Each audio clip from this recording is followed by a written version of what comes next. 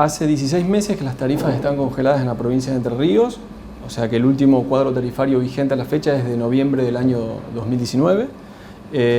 Se ha anunciado un descongelamiento de las tarifas energéticas, en realidad de varios servicios públicos, pero en lo que nos compete es del Servicio Público Económico Eléctrico, que sea en forma gradual y paulatina. Eso impacta de la siguiente manera. En la provincia de Entre Ríos se ha decidido aumentar el valor agregado de distribución, el VAT, que es ese componente que remunera a las distribuidoras. Recordemos que en la provincia de Entre Ríos tenemos 19 distribuidoras de energía eléctrica. Enersa es la más grande, comercializa y distribuye el 71% de energía en toda la provincia, en tanto que el 29% restante se distribuye en 18 cooperativas eléctricas a lo largo del ejido de toda la provincia.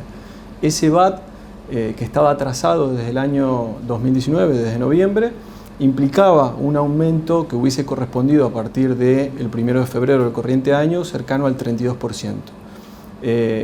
Cuando las distribuidoras hacen las presentaciones ante el ente regulador con sus técnicos controlan que cuadren en los índices para poder proceder a las actualizaciones y hemos entendido que ese petitorio no se adecuaba a la realidad imperante a tenor de las circunstancias por las cuales estamos transitando. No nos olvidemos que estamos aún íncitos en plena pandemia, periodo de ASPO, periodo de ISPO, y hemos decidido en consecuencia otorgar a partir de los consumos del 1 de marzo, es decir, que lo estaremos abonando a partir de las facturas que ingresen en nuestros hogares o en nuestras industrias en el mes de abril del corriente año, en promedio la tarifa media de venta global del 15%. ¿Sí? Hago un distingo porque ese es el promedio de las tarifas medias, es decir, toma en cuenta todos los diferentes tipos de consumos o segmentos. Concretamente en los usuarios residenciales, ese impacto en promedio en las tarifas daba 16%, en tanto que en las industrias de un 6.8%. Lo que sucedió, esta resolución fue emitida por el ente regulador el 29 de enero del corriente año y fue publicado en el Boletín Oficial de la provincia el 2 de febrero. Lo que sucedió es que con fecha 24 de febrero del corriente año, el Gobierno Nacional, a través de la Secretaría de Energía de la Nación y más concretamente del Despacho Nacional, que es CAMESA, la compañía administradora del mercado eléctrico mayorista, dispuso un incremento del componente nacional, que también está íncito en la factura eléctrica, y que por el principio de pase directo o pass-through que está en los marcos regulatorios tiene que inmediatamente trasladarse a los usuarios finales. Ese impacto de la 131 en la provincia de Entre Ríos, en el ámbito de los usuarios residenciales, que somos más del 75% de los consumidores del servicio eléctrico, que somos más de 500.000 en nuestra provincia, fue de cero. Es decir, que finalmente los usuarios residenciales, a partir de los consumos de marzo, estaremos abonando un incremento promedio del 17%, en tanto que para las industrias el impacto fue mucho más grande porque este componente nacional incrementó el valor del megavatio en un 68% aproximadamente. Es decir, que las industrias, sobre todo aquellas, lo que llamamos las UDIs, los grandes usuarios industriales, mayores a 300 kW mensuales, van a pasar a abonar un promedio de un aumento del 68.3% a partir de los consumos del 1 de marzo. La buena noticia es la siguiente: previo a estos aumentos, la demanda, es decir, todos nosotros los usuarios residenciales, rurales, industrias, estábamos abonando el 40% del costo real del megavatio hora en el mercado eléctrico mayorista, que es de 5.700 pesos realmente. Con estos nuevos incrementos, los usuarios residenciales pasaremos a abonar el 48%, en tanto que los UDIs, las industrias, van a pasar a abonar el 98% del costo real de la energía. Es decir, que en síntesis, el Estado nacional y provincial dejan de subsidiar a los UDIs, a las industrias, y solamente quedaría un subsidio de un 2%, la brecha sería muy pequeña, y para los usuarios residenciales todavía el subsidio sigue siendo el 52%. Y este incremento tiene una parte nacional que supuestamente afecta a todas las provincias del país por igual, pero también tiene una parte que es de la provincia de Entre Ríos, que Enersa ha pedido ese incremento. Y según lo que va a explicar Paulina ahora, Entre Ríos sería una de las provincias con menos porcentaje que va a incrementar en esta parte. Y esto se quiere vender como algo positivo. El tema que desde la base donde estamos arrancando, en la provincia de Entre Ríos es una de las bases más altas del país. Por eso es que no se puede subir mucho más ese porcentaje. El incremento es para todo el país. ¿Por qué? Porque la 131 de la Secretaría de Energía en la Nación es aplicable para todas las jurisdicciones de la Argentina, es decir, para todas las provincias por igual y en los mismos porcentajes. El sistema de pass-through, de pase directo, se aplica a todas las provincias de nuestro país sin ningún tipo de distinción. Inclusive me animo a decir que en el componente provincial, que es el VAT, el incremento de la provincia fue menor al que tenemos en otras jurisdicciones. A modo de ejemplo, la provincia de Tucumán otorgó un aumento del 37% en tarifa media global a partir de enero. Jurisdicciones como Salta incrementaron un 22%, Sechep Chaco pidió un 60%. Entonces, si uno suma el componente provincial más el componente nacional, el impacto en Argentina va a ser mayor, afortunadamente, que comparativamente a la provincia de Entre Ríos, que va a ser sustancialmente un poco menor. Las comparaciones son odiosas, pero si comparamos a Entre Ríos con el resto de las provincias, seguimos teniendo una de las energías más caras del país. Cuando hablamos de comparaciones tarifarias, es que para hacerlas, que son perfectamente válidas hacerlas, pero tenemos que compararnos con aquellas provincias que tienen elementos que sean homogéneos. ¿Qué quiero decir con esto? Históricamente a nosotros se nos ha comparado, por ejemplo, con provincias como Corrientes o como Santa Fe mismo, pero en realidad no tienen los mismos componentes para hacer unas comparaciones tarifarias. Cuando habla uno de tarifas, no solo tiene que tener en cuenta lo que definitivamente terminamos abonando, sino que existen otros elementos que la componen. Me refiero concretamente a la cantidad de usuarios, me refiero concretamente a los kilómetros cuadrados de tendido de red eléctrica, me refiero concretamente a la energía operada y consumida. No, la provincia que más se asemeja a nosotros para hacer una comparación tarifaria de ese tenor es la provincia de Mendoza. Y en este caso Mendoza sufre un incremento del 27%, en cambio nosotros dimos de un 15%. Es decir que eso por un lado, pero también hay que tener en cuenta la calidad del servicio. Como yo siempre digo, Martín, la energía más cara es la energía que no se tiene.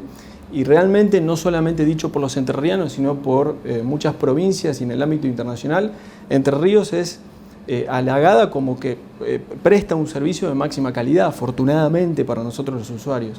Entonces por ahí las comparaciones hay que hacerlas tomando en cuenta diferentes tipos de elementos que la componen.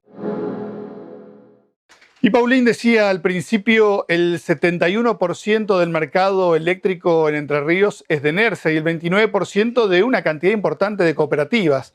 Ahí hay que empezar a estudiar cuánto es el impacto por consumidor, por familia, por conexión, por kilómetro que tiene que hacer cada empresa, porque como la Cooperativa de La Paz, por ejemplo, tiene muchísimos kilómetros con pocos usuarios.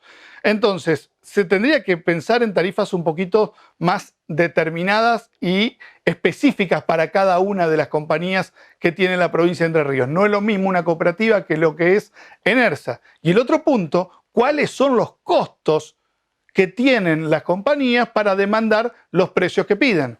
Porque Enersa hoy ya tiene casi 600 empleados, incluida muchos funcionarios políticos y parientes de altos funcionarios políticos de la provincia de Entre Ríos que siguen incrementando con los sueldos que tiene esta empresa. Y esto es lo que pagamos todos en la tarifa de luz. Si bien Enersa efectivamente comercializa y distribuye el 71% y hay mayor concentración, y donde hay mayor concentración la distribución es más económica, es más redituable para la distribuidora, por así decirlo, hay dos cuestiones que hay que tener en cuenta. En primer lugar, que si bien existen 18 cooperativas, no todas son chiquititas. Hay dos cooperativas, en realidad son tres, pero Concordia y Gualeguaychú son agentes del MEM. Es decir, son agentes que directamente están vinculados con el mercado eléctrico mayorista. Tienen un gran impacto en el sistema. Y la cooperativa Chajarí también. Pero además de esta cuestión concreta, no nos olvidemos de que existe otra circunstancia para tener en cuenta. Cuando uno habla de distribución de energía eléctrica, lo que tenés que tener en cuenta no solo es la densidad poblacional que existe, que bien lo estás manifestando, sino que también tenés que tener en cuenta la cantidad de kilometrajes de tendido de red. Pero además, si las redes son propias o son ajenas. En la mayoría de los casos que mencionás, efectivamente, las cooperativas no tienen la capacidad operativa para tener redes propias y lo que hacen es pagarle un canon como transportista a las empresas que tienen titularidad de esas redes de tendidos eléctricos. Pero existe otro factor además. El marco normativo provincial dispone que las tarifas son únicas, es decir, es el principio que nosotros llamamos los técnicos principio unitario. ¿Qué significa? Que un usuario por igual tipo de consumo que está en la costa del Paraná va a pagar lo mismo que un usuario con igual tipo de consumo en la costa del Uruguay o en el centro de la provincia. Ese principio unitario, quizás yo comparto contigo, que genera una especie de desequilibrio en la ecuación entre las pequeñas distribuidoras cooperativas y ENERSA o las grandes cooperativas. Para eso estamos trabajando desde hace varios meses a propuesta de las cooperativas y del ente en un fondo compensador de tarifas muy similar al que existe en la provincia de Mendoza para poder precisamente equilibrar esta descompensación en la ecuación que estás manifestando. En definitiva, todos los costos operativos terminan impactando finalmente en los precios, eso no quepa la menor duda. Esa incidencia es innegable porque es uno de los componentes del VAT, no solamente los costos de mantenimiento, de operación, de inversiones, sino también salarios, etcétera, inversiones.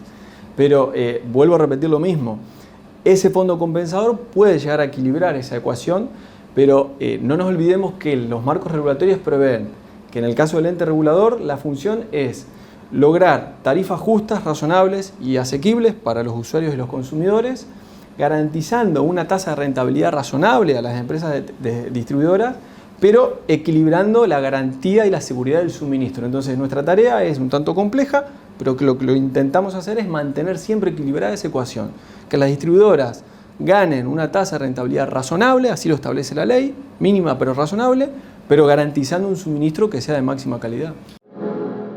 La boleta de luz está compuesta por tres componentes, por el componente provincial, por el componente nacional y por el componente impositivo, tanto nacional, provincial como municipal, bien lo dijiste. El IVA, el Fondo para el Desarrollo Eléctrico Territorial, el FEDER, y las contribuciones y tasas municipales. Si uno hace una imagen de torta, una proporción, realmente es 33, 33 y 33%. Lo que ha sucedido en virtud de este congelamiento tarifario, esto es una realidad, es que el 33% del VAT no ha sido un 33% de VAT y ha incrementado mucho a través de los subsidios, en definitiva, que está abonando el gobierno nacional hasta esta salida de la 131 del componente nacional. Pero técnicamente la conformación de la tarifa final se divide en esa torta en 33, 33 y 33. Lo que sucede es que efectivamente cuando uno toca el componente provincial del VAT o el componente nacional, cualquiera de los dos toques toca inevitablemente en el componente impositivo porque hace variar no las alícuotas que son fijas, pero sí los porcentajes que se terminan abonando. Si usted pagaba en su boleta de luz en la familia 100 pesos hasta el mes de febrero, o una empresa pagaba 100 pesos por la tarifa eléctrica de lo que consumía, ahora va a pagar una familia 120 o una empresa 170, por decir números redondos. El tema es que de ese monto la mitad son impuestos. Entonces, si los impuestos representaban 50 pesos, ahora van a representar 85 pesos en una boleta. Entonces, ¿por qué no empezamos a tocar, si el Estado no quiere subir tanto esos impuestos o ese impacto que tiene en la gente y en las empresas la tarifa eléctrica, ¿por qué no empezamos a bajar los impuestos que están dentro de la boleta? Nosotros cuando hicimos una simulación en una hipotética descompresión del componente impositivo, sobre todo lo hicimos con el FEDER y de hecho durante el año 2018, durante todo un año, los alícuotas del FEDER se hicieron una reducción importante. Determinamos que en realidad la incidencia no fue la que esperábamos finalmente, sino que lo que se había que congelar era el VAT. Si nosotros congelábamos el VAT, la incidencia ahí sí era en el VAT y encima en el componente impositivo. Ahora, a la pregunta concreta tuya, está claro, pero eso lo fijan los consejos deliberantes en forma autónoma. Lo que hace el gobierno de la provincia a través de un decreto que existe del año 2016 es topear los porcentajes a través de los cuales se puede cobrar esa tasa o esa contribución en la factura y en la boleta de luz. La excusa de que cada municipio es autónomo de cobrar lo que quiera dentro de estos lugares es ridícula, porque cuando un gobierno provincial quiere llevar adelante una medida para toda la provincia, no está consultando con cada municipio qué es lo que tiene ganas de hacer. Y una ley provincial tranquilamente podría hasta sacar las tasas municipales, o como hizo la provincia en su momento y que lo volvió a poner, al Fondo de Desarrollo Energético dentro de la boleta de luz. Es solo voluntad política. Cualquier provincia tiene la facultad para hacerlo a través de los mecanismos legislativos correspondientes de modificar los marcos regulatorios que vienen desde el año 95, en el caso de nuestra provincia, y de todo el país a través de la 24065, que es la ley nacional desde el año 1992. ¿Y por qué se volvió a cobrar el Fondo de Compensación Eléctrica? Si cualquier establecimiento en medio campo que quiera hacer una inversión, tiene que pagarla porque ENERSA no la paga. El Fondo de Compensación siempre se pagó, siempre existió, así como existen otros fondos como es el FEDER, y la explicación es muy sencilla. Si bien esos fondos lo administran y lo distribuye la Secretaría de Energía Ministerial, lo que sí puedo comunicarles desde el punto de vista técnico es que con esos fondos lo que se hace son dos cuestiones. En realidad hacer obras de carácter eléctrico y gasífero, y por otro lado compensar las tarifas diferenciales. No nos olvidemos que en la provincia de Entre Ríos existen tarifas diferenciales para diferentes tipos de sectores, por ejemplo entidades de bien pública, arroceros, industrias del citrus, hay alguna idea también para los forrajeros, los efectores de salud, las personas de bajos recursos. Entonces con esos fondos se permite compensar en cierta manera aquellos subsidios que se hacen para mantener estas tarifas diferenciales.